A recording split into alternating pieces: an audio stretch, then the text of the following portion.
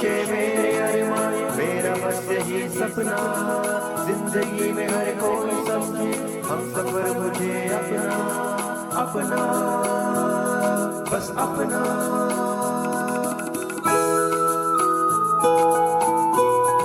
अपना radio 96.9 FM।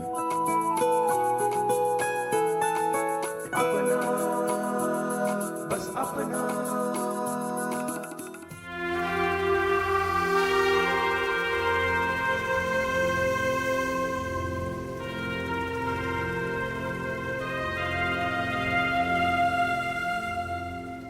दोस्तों नमस्कार, आप सुन रहे हैं अपना रेडियो 96.9 FM और मैं हूं आपका अपना रेडियो साथी आरजे उदय शर्मा। दोस्तों आज अपना रेडियो पर हम याद करेंगे भारत माँ के एक ऐसे वीर सपूत को जिन्होंने देश की स्वतंत्रता आंदोलन में अपनी जान कुर्बान कर दी। आज याद करेंगे उस अमर क्रांतिकारी को जिसने मात्र 18 वर्ष की आयु में हंसते हंसते फांसी के फंदे को चूमकर भारत के स्वतंत्रता संग्राम के इतिहास में अमिट अध्याय लिख दिया। जी हाँ दोस्तों, आज का कार्यक्रम समर्पित है अमर बलिदानी खुदीराम बोस को। आज दोस्तों खुदीराम बोस का बलिदान दिवस है और इस दिवस की याद में हम लाए हैं विशेष कार्यक्रम स्वतंत्रता के युवा प्रहरी खुदीराम बोस।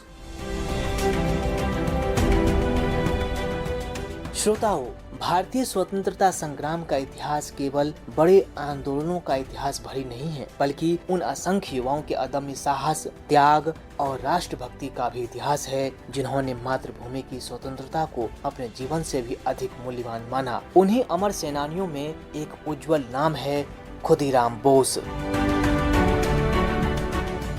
आजादी की लड़ाई का इतिहास क्रांतिकारियों के त्याग और बलिदान के अनगिनत कारनामों से भरा पड़ा है। क्रांतिकारियों की सूची में ऐसा एक नाम है खुदीराम बोस, जो शहादत के बाद इतने लोकप्रिय हो गए कि नौजवान एक खास किस्म की धोती पहनने लगे जिन पर खुदीराम लिखा होता था।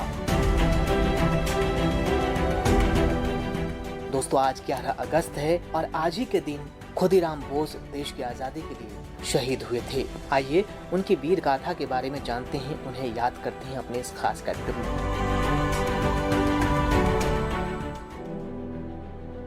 खुदीराम बोस का जन्म 3 दिसंबर 1889 को पश्चिम बंगाल के मिदनापुर में त्रैलोक्यनाथ बोस के घर हुआ था। खुदीराम को आजादी हासिल करने की ऐसी लगन लगी कि 9वीं कक्षा के बाद पढ़ाई छोड़कर वे स्वदेशी आंदोलन में कूद पड़े थे। इसके बाद वे रिवोल्यूशनरी पार्टी के सदस्य बने और वंदे मातरम लिखे पर्चे वितरित करने में महत्वपूर्ण भूमिका निभाई। साल 1905 में बंगाल विभाजन के विरोध में चले आंदोलन में भी उन्होंने बढ़ चढ़ कर भाग लिया। उनकी क्रांतिकारी गतिविधियों के चलते 28 फरवरी 1906 को उन्हें गिरफ्तार कर लिया गया, लेकिन वे कैद से भाग निकले। लगभग 2 महीने के बाद अप्रैल में वे फिर से पकड़ लिए गए और 16 मई 1906 को उन्हें रिहा किया गया। देशभक्ति से ओतप्रोत खुदीराम रुकने वाले नहीं थे। 6 दिसंबर 1907 को खुदीराम ने नारायणगढ़ रेलवे स्टेशन पर बंगाल के गवर्नर की विशेष ट्रेन पर हमला किया, लेकिन गवर्नर बच गया था। साल 1908 में खुदीराम ने 2 अंग्रेज अधिकारियों वॉटसन और पैमफाइल्ट फुलर पर बम से हमला किया, लेकिन वे भी बच निकले थे। खुदीराम बोस मुजफ्फरपुर के सेशन जज किंग्सफोर्ड से बेहद खफा थे, जिसने बंगाल के कई देशभक्तों को कड़ी सजा दी थी। उन्होंने अपने साथी प्रफुल्ल चंद चाकी के साथ मिलकर किंग्सफोर्ड को सबक सिखाने की ठानी थी और इसी उद्देश्य के साथ दोनों मुजफ्फरपुर आए और 30 अप्रैल 1908 को सेशन जज की गाड़ी पर बम फेंक दिया, लेकिन उस गाड़ी में उस समय सेशन जज की जगह उसकी परिचित 2 यूरोपीय महिलाएं कैनेडी और उसकी बेटी सवार थीं। किंग्सफोर्ड के धोखे में दोनों महिलाएं मारी गईं, जिसका खुदीराम और प्रफुल्ल चंद चाकी को काफी अफसोस हुआ। अंग्रेज पुलिस उनके पीछे लगी रही और वैनी रेलवे स्टेशन पर उन्हें घेर लिया गया। अपने को पुलिस से घिरा देख प्रफुल्ल चंद चाकी ने खुद को गोली से उड़ा लिया था, जबकि खुदीराम पकड़े गए थे। मुजफ्फरपुर जेल में 11 अगस्त 1908 को उन्हें फांसी पर लटका दिया गया। उस समय उनकी उम्र सिर्फ 19 साल थी। इस बलिदान के बाद देश में खुदीराम इतने लोकप्रिय हो गए कि बंगाल के जुलाहे एक खास किस्म की धोती बुनने लगे थे। इतिहासवेत्ता कहते हैं कि बंगाल के राष्ट्रवादियों के लिए वो वीर शहीद अनुकरणीय हो गया था। खुदीराम के बलिदान के बाद विद्यार्थियों और अन्य लोगों ने शोक मनाया था। कई दिन तक स्कूल बंद रहे और नौजवान ऐसी धोती पहनने लगे जिन पर खुदीराम लिखा होता था। खुदीराम को कुछ इतिहासकार देश के लिए फांसी पर चढ़ने वाला सबसे कम उम्र का क्रांतिकारी मानते हैं। उन्होंने मात्र 18 साल की उम्र में देश को अंग्रेजों की हुकूमत से मुक्त कराने के लिए संघर्ष करते हुए सूली पर चढ़ गए थे। उन्होंने अपना जीवन कम उम्र में देश के लिए समर्पित कर दिया।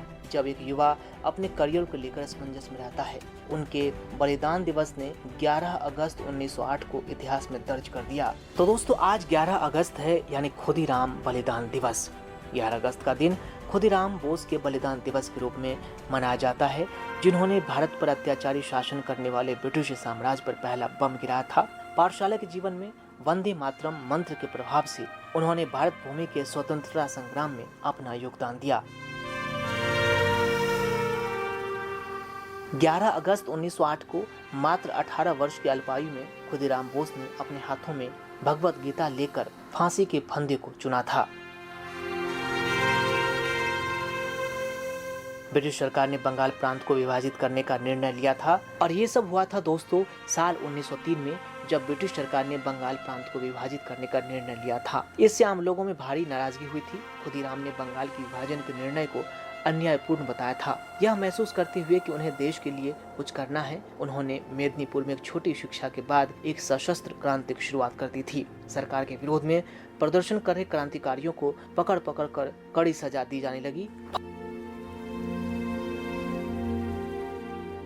फरवरी 1906 में मेदिनीपुर में एक औद्योगिक और कृषि प्रदर्शनी का आयोजन किया गया था। प्रदर्शनी देखने के लिए आसपास के प्रांतों के सैकड़ों लोग उमड़ पड़े थे। खुदीराम ने बंगाल के क्रांतिकारी सत्येंद्र नाथ द्वारा लिखित एक चरमपंथी पत्रक सोनार बांग्ला की प्रतियां वितरित की और इसीलिए पुलिसकर्मी उन्हें पकड़ने के लिए दौड़े। खुदीराम ने सिपाही के चेहरे पर मुक्का मारा था और बचे हुए पत्रक बगल में दबाकर भाग निकले। इस मामले में सरकार ने उन पर देशद्रोह का आरोप लगाया, लेकिन खुदीराम बाल बच निकलते रहे। मेदिनीपुर में युगांतर नामक क्रांतिकारियों के गुप्त संगठन के माध्यम से खुदीराम को क्रांतिकारी शामिल किया गया था। साल 1905 में लॉर्ड कर्जन ने जब बंगाल का विभाजन किया, विभाजन का विरोध करने वाले कई लोगों को तत्कालीन कलकत्ता मजिस्ट्रेट किंग्सफोर्ड ने बेरहमी से सजा सुनाई थी। अन्य मामलों में भी क्रांतिकारियों को सताया और इस समय के आसपास उन्हें किंग्सफोर्ड में पदोन्नत किया गया और सत्र न्यायाधीश के रूप में मुजफ्फरपुर स्थानांतरित किए गए थे। अंत में युगांतर समिति की एक गुप्त बैठक में किंग्सफोर्ड को मारने का निर्णय लिया गया। इसके लिए खुदीराम और प्रफुल्ल कुमार चाकी को चुना गया था। खुदीराम को एक बम और एक पिस्तौल दी गई थी। प्रफुल्ल कुमार को भी एक पिस्तौल दी गई। मुजफ्फरपुर पहुंचने पर दोनों ने किंग्सफोर्ड के बंगले का मुआयना किया। उन्होंने उसका 4 पहिया वाहन और उसके घोड़े का रंग देखा। खुदीराम उनके ऑफिस भी गए, जहां उन्हें गौर से देखा और 30 अप्रैल 1908 को दोनों क्रांतिकारी नियोजित प्रदर्शनी के लिए निकल पड़े और किंग्सफोर्ड के बंगले के बाहर घोड़े से खींची जाने वाली गाड़ी में उनके आने का इंतजार किया। उन्हें 2 गुप्त परिचारकों द्वारा रोका गया जो बंगले के गश्त पर थे, लेकिन उन्हें सही जवाब देते हुए वे वहीं रुक गए थे। करीब 8:30 पर खुदीराम ने कार के पीछे दौड़ना शुरू कर दिया। जब उन्होंने क्लब से आ रही किंग्सफोर्ड कार जैसी कार देखी, सड़क पर बहुत अंधेरा था। जैसे ही कार किंग्सफोर्ड बंगले के पास पहुंची, उन्होंने दोनों हाथों से बम उठाया और अंधेरे में 4 पहिया वाहन पर बम मार दिया। भारत में हुए इस पहले बम विस्फोट की आवाज उस रात 3 मील तक सुनी गई और कुछ ही दिनों में इसकी आवाज इंग्लैंड और यूरोप तक सुनाई देने लगी। खुदीराम ने किंग्सफोर्ड की कार पर बम गिराया था, लेकिन वो बच निकले थे क्योंकि उन्होंने उस दिन थोड़ी देर से क्लब छोड़ा था। संयोग से कार दुर्घटना में 2 यूरोपीय महिलाओं की जान चली गई। रात में खुदीराम बोस और प्रफुल्ल पटेल चाकी दोनों नंगे पांव दौड़कर 24 मील दूर वैनी रेलवे स्टेशन पहुंचे।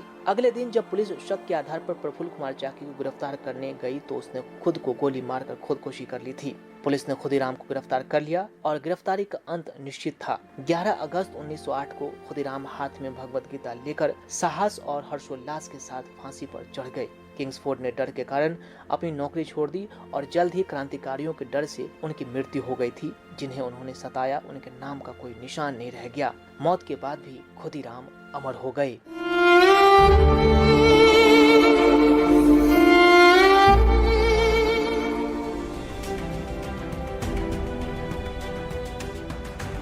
तो दोस्तों, भारत माँ ने ऐसे वीर पुत्रों को जन्म दिया है जिसने अपने साहस और बलिदान से देश को अंग्रेजों की गिरफ्त से मुक्त कराया है। खुदीराम बोस, जिनकी बाल्यावस्था में ही माता पिता का साया उठ गया था, किंतु उनके भीतर देशभक्ति की ज्योति निरंतर प्रज्वलित होती रही। उस समय देश अंग्रेजी शासन की दमनकारी नीतियों से पीड़ित था और बंग भंग के विरोध में उठी राष्ट्रीय चेतना ने युवा खुदीराम के मन को गहराई से प्रभावित किया और वे क्रांतिकारी गतिविधियों से जुड़ गए थे। उस दौर में अनेक युवा यह मानते थे कि अन्याय और दमन का प्रतिरोध जरूरी है। खुदीराम बोस भी इसी भावना से प्रेरित होकर स्वतंत्रता के लिए संघर्षरत क्रांतिकारी संगठन से जुड़े रहे और उन्होंने ब्रिटिश शासन के विरुद्ध विभिन्न गतिविधियों में सक्रिय भूमिका निभाई। 11 अगस्त 1908 को मात्र 18 वर्ष की आयु में खुदीराम बोस ने मुस्कुराते हुए फांसी का वरण किया था। कहा जाता है कि उनके चेहरे पर भय बिल्कुल नहीं, बल्कि मातृभूमि के लिए सर्वस्व समर्पित करने का संतोष था। उनका यह साहस देश भर के युवाओं के लिए प्रेरणा बन गया। निस्संदेह दोस्तों, खुदीराम बोस का जीवन हमें सिखाता है कि राष्ट्र के प्रति समर्पण, साहस और कर्तव्य निष्ठा किसी भी आयु के मोहताज नहीं होते। आज स्वतंत्र भारत में उनके बलिदान को याद करना केवल श्रद्धांजलि देना भर नहीं, बल्कि उन मूल्यों को अपने जीवन में अपनाने का संकल्प लेना भी है, जिनके लिए खुदीराम बोस जैसे क्रांतिकारियों ने अपना सर्वस्व न्यौछावर कर दिया। आज का भारत युवाओं का भारत है। यदि युवा अपनी ऊर्जा, प्रतिभा और संकल्प को राष्ट्र निर्माण, सामाजिक सद्भाव, पर्यावरण संरक्षण, शिक्षा, विज्ञान और नवाचार की दिशा में लगाएंगे, तो यही खुदीराम बोस और अन्य स्वतंत्रता सेनानियों के प्रति सच्ची श्रद्धांजलि होगी। तो दोस्तों, आइए आज खुदीराम बलिदान दिवस पर हम सभी संकल्प लेते हैं कि देश की एकता, अखंडता और लोकतांत्रिक मूल्यों की हम सभी मिलकर रक्षा करेंगे, अपने कर्तव्यों का ईमानदारी से पालन करेंगे। क्योंकि दोस्तों, इन अमर बलिदानियों के सपनों का भारत तभी साकार होगा जब हर नागरिक अपने कर्तव्य को राष्ट्र सेवा का माध्यम बनाएगा। भारत माँ के मस्तक को सदैव ऊंचा रखने के लिए आज भी खुदीराम बोस जैसे भारत माँ के सपूतों की जरूरत सदैव बनी रहेगी। इसी प्रेरक संदेश के साथ अमर बलिदानी खुदीराम बोस को शत शत नमन करते हुए अब इस खास कार्यक्रम को यहीं संपन्न करते हैं। नमस्कार, सुनते रहिए अपना रेडियो 96.9 FM, भारतीय जनसंचार संस्थान का सामुदायिक रेडियो। चले हम फिदा जानो तन साथियों, अब तुम्हारे हवाले वतन साथियों। कर चले हम फिदा जानो तन साथियों, अब तुम्हारे हवाले वतन साथियों।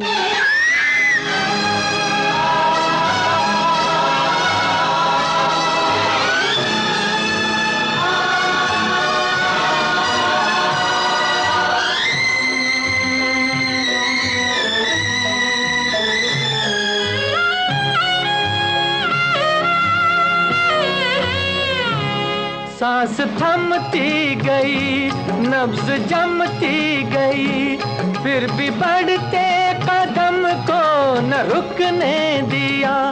कट गए सर हमारे तो कुछ गम नहीं, सर हिमालय का हमने न झुकने दिया।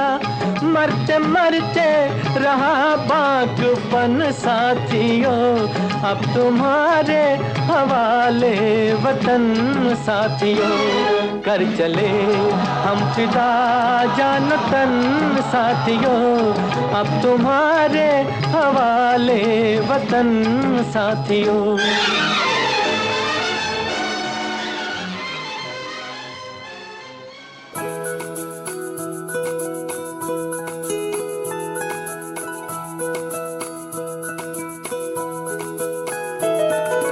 मेरी ख्वाहिशें, मेरे अरमान, मेरा बस यही सपना, जिंदगी में हर कोई समझे हम सफर मुझे अपना, अपना बस अपना।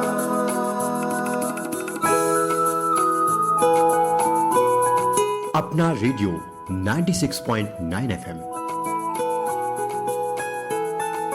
अपना बस अपना।